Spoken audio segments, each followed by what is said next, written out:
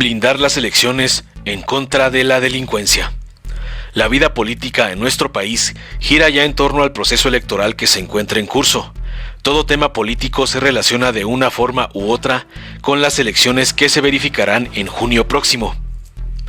Y las alternativas son dos únicamente. A pesar de que fuerzas menores o independientes intenten alcanzar algún puesto de representación pública. Por un lado está la alianza opositora, financiada por el empresariado nacional que disfrutó de privilegios durante la etapa neoliberal. Ahí encontraremos los restos de los partidos políticos neoliberales que perdieron la mayor parte de su fuerza en las elecciones presidenciales del 2018.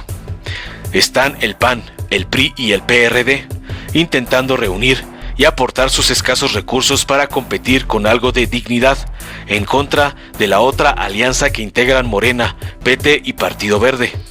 Para el grupo conservador, el enemigo a vencer es Morena, sobre todo en lo que corresponde a la Cámara de Diputados.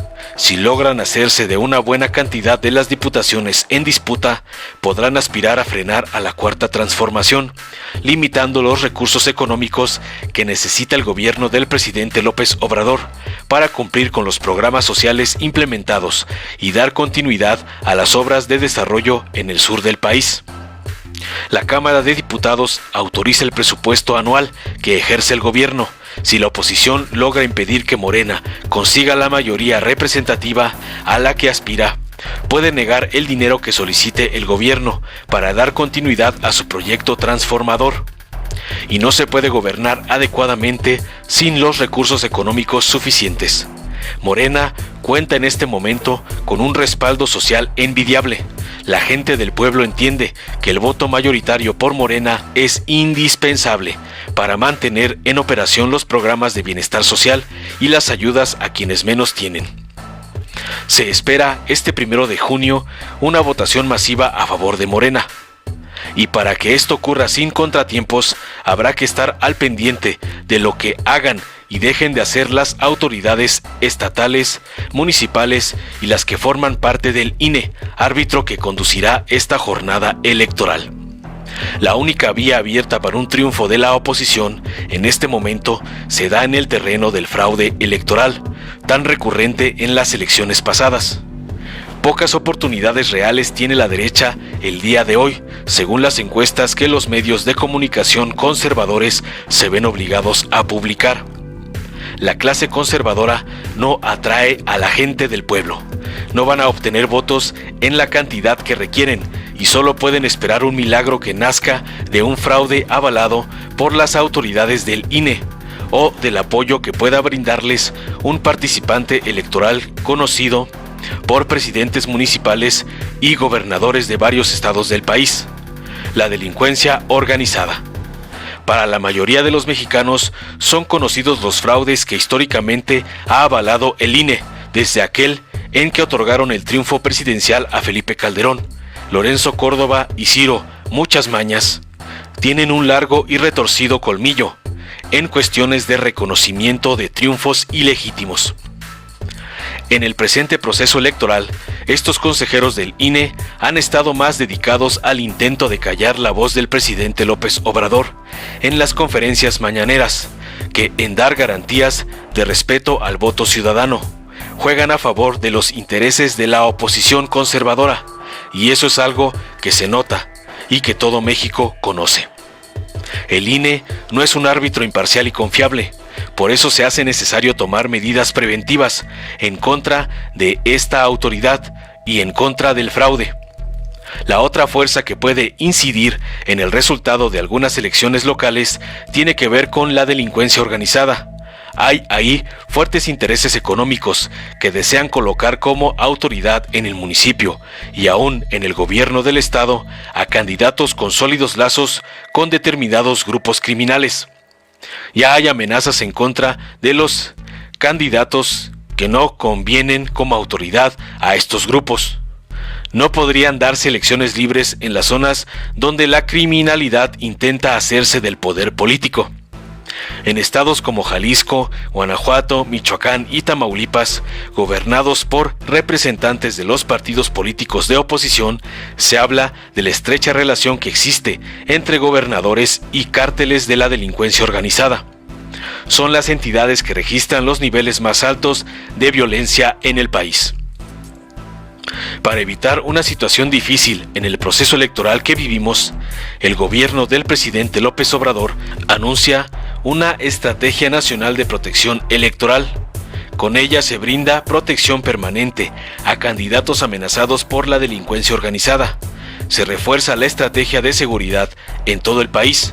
Se plantea el compartir información y alertas sobre cualquier amenaza dentro de los 3 niveles de gobierno: federal, estatal y municipal. Atender casos específicos en determinados territorios, con protocolos de seguridad especializados.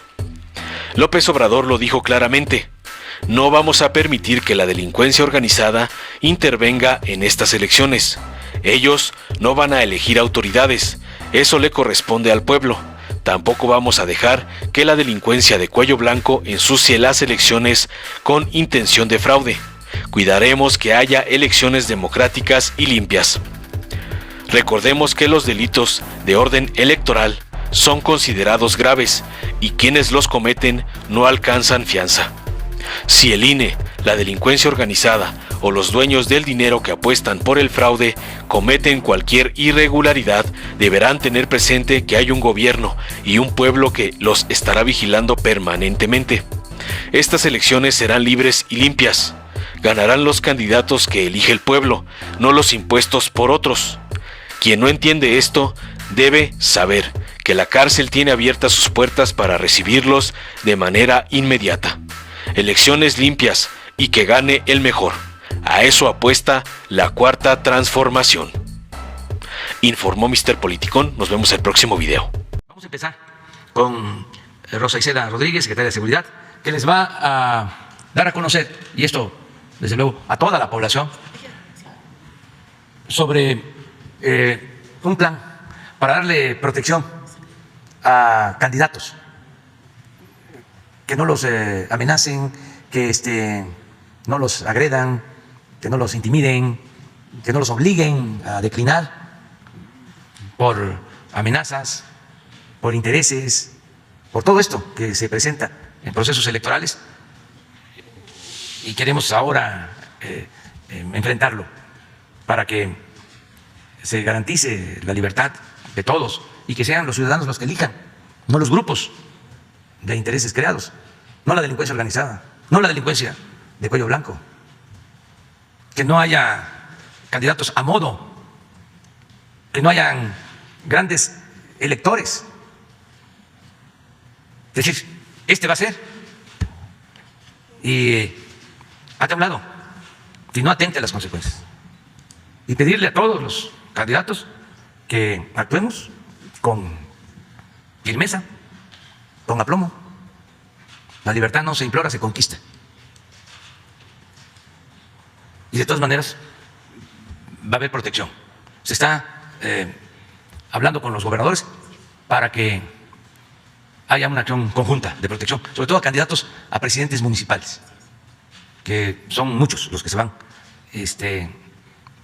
a elegir, muchísimos candidatos. Entonces vamos a escuchar a Rosa Isela. Desde luego también la protección tiene que ser voluntaria, aceptada, porque no puede ser una intromisión por la fuerza a un proceso electoral. Eso no. Tiene que ser de acuerdo con las autoridades, también con los organismos electorales, pero nadie podría oponerse a esto. Incluso tendría que participar, o debe de tomarse en cuenta que participe la Comisión Nacional de Derechos Humanos, todos, para proteger a los candidatos y que las elecciones sean libres y limpias. Muy bien, adelante. Con su permiso, señor presidente, licenciado Andrés Manuel López Obrador. Muy buenos días, tengan todas y todos ustedes. Así como lo dice el señor presidente, el día de hoy vamos a exponer la estrategia de protección de contexto electoral. Como sabemos, el próximo 6 de junio tendremos comicios en los que se elegirán 500 diputaciones federales, 15 gubernaturas, más de 1.900 presidencias municipales, 1.063 cargos en congresos locales y más de 17,000 entre regidurías, sindicaturas y concejales, en suma, más de 21,000 cargos. Es por eso que la Secretaría de Seguridad y Protección Ciudadana ha unido esfuerzos con la Secretaría de Gobernación, la Consejería Jurídica, la Unidad de Inteligencia Financiera y el Centro Nacional de Inteligencia para establecer una mesa de trabajo con el propósito de tomar las previsiones necesarias. El tema que más ocupa en la mesa de estrategia de protección de contexto electoral es el instruido por el señor presidente de México respecto de prevenir, sancionar la violencia política y proteger a candidatos o aspirantes amenazados por el crimen organizado y el crimen de cuello blanco. Se heredó el partido de la delincuencia organizada y la delincuencia de cuello blanco. Hubo regiones del país donde decidían los candidatos y buscan actualmente seguir controlando mediante campañas de miedo. Para dar un ejemplo, de septiembre de 2020 a febrero de 2021 se han registrado 73 delitos relacionados con acontecimientos políticos, en los cuales lamentablemente hubo 64 personas víctimas de homicidio en algunas regiones del país. A más de 3 meses de la jornada, estamos trabajando para frenar el incremento de estos delitos porque las organizaciones criminales buscan fortalecer su operación mediante la intimidación y el aumento de su influencia política. Como ocurre con la incidencia delictiva en general, tanto la cooptación criminal como los asesinatos y demás actos de violencia se concentran en algunos estados. Más de la mitad de los eventos de violencia política, como asesinatos y heridos, se han presentado en este periodo en 7 entidades: Oaxaca, Guanajuato, Veracruz, Guerrero, Morelos, Baja California y Jalisco. Por otra parte, en los estados de Morelos, Guerrero, Michoacán, Oaxaca, Veracruz y Sinaloa y Jalisco, vemos más riesgo de que los aspirantes y candidatos tengan cooptación por parte de la delincuencia. Por eso decimos que la delincuencia organizada y la delincuencia de cuello blanco cuentan con un repertorio variado de acciones para incidir en estas elecciones, ya sea mediante estrategias de complicidad o de presiones violentas. Esto pues nos ha llevado a lo que el señor presidente ha llamado un partido que intenta también competir, que es el partido del crimen. Establecen campañas de miedo para intimidar a la clase política y al pueblo en general. Asesinan, amenazan, cooptan, imponen y financian. Entre sus estrategias de violencia está el homicidio, los secuestros, la privación de la libertad, la intimidación de familias, la quema de domicilios y la extorsión. Cooptan también acercándose a los precandidatos y se coluden con otros actores políticos de los partidos o gobiernos locales y desde antes del proceso electoral ofrecen financiamiento, donativos en especie o les otorgan protección y personal, capital humano para sus campañas. En algunas regiones, el crimen está intentando designar candidatos de áreas completas de los municipios, tomando el control de las finanzas y extorsionan y piden moches, diezmos, tanto a los gobiernos como a sus proveedores. En otros estados se ha dado el caso de que bloquean a candidatos o partidos políticos que no responden a sus intereses. Por eso, se hizo necesario prever los riesgos rumbo a la próxima elección, en donde el objetivo es claro en este trabajo: detectar las amenazas, riesgos y vulnerabilidades para prevenir, evitar y sancionar las acciones del partido del crimen y la delincuencia que asesina, extorsiona, coopta, secuestra a aspirantes, candidatos y servidores públicos, sobre todo del ámbito municipal. Sabemos que el nivel de gobierno más vulnerable, pues, es el municipal, más aún cuando están en zona de influencia del crimen organizado o de cuello blanco. Por ello es necesario actuar con una guía clara. Hoy presentamos este plan que, en primer lugar, es hacer un llamado a partidos políticos y autoridades electorales y otro tipo de autoridades para que los candidatos cumplan con los requisitos de ley. En segundo término, es importante establecer mesas de trabajo entre la Secretaría de Gobernación, la de Seguridad, los partidos políticos, las fiscalías, autoridades locales, para compartir alertas que permitan prevenir y atender casos de registro de candidatos con vínculos con la delincuencia organizada o vínculos con la delincuencia de cuello blanco. También estamos consultando con los gobernadores la aplicación de esta estrategia en sus entidades, con énfasis en las medidas de protección a personas candidatas amenazadas. También se reforzará la estrategia de seguridad en las entidades federativas y municipios de alto riesgo, con presencia de las fuerzas de seguridad. En quinto lugar, se brindará atención a aspirantes y candidatos amenazados por el crimen organizado, previa apertura de carpetas y determinación de niveles de riesgo y protección. También debemos coadyuvar en la protección y la coordinación operativa con autoridades ministeriales e instancias competentes, tanto locales como federales. Y a raíz del diálogo entre instituciones, entre gobernadores, hemos coincidido en la necesidad de establecer protocolos territoriales especializados, según el nivel de violencia política, de incidencia delictiva y de riesgos para el proceso electoral.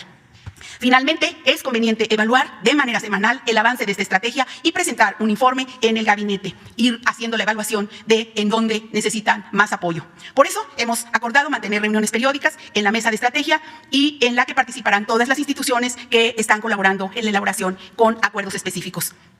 Finalmente, decir que hemos podido revisar en la mesa que esta revisión no solo sirve para este seguimiento, sino para impulsar acciones muy concretas. Es claro, pues, como dijo bien el señor presidente, que se heredó el partido de la delincuencia organizada y no permitiremos que ellos decidan o amenacen. Haremos todo lo necesario para proteger a los aspirantes en este proceso electoral, para que quien decida sea el pueblo, sea la ciudadanía. Muchas gracias por su atención. La jefa de gobierno de la Ciudad de México y todos los gobernadores de Morena se sumaron al Acuerdo Nacional por la Democracia convocado por nuestro presidente Andrés Manuel López Obrador. Desde Francisco y Madero no teníamos a un presidente tan comprometido con la democracia.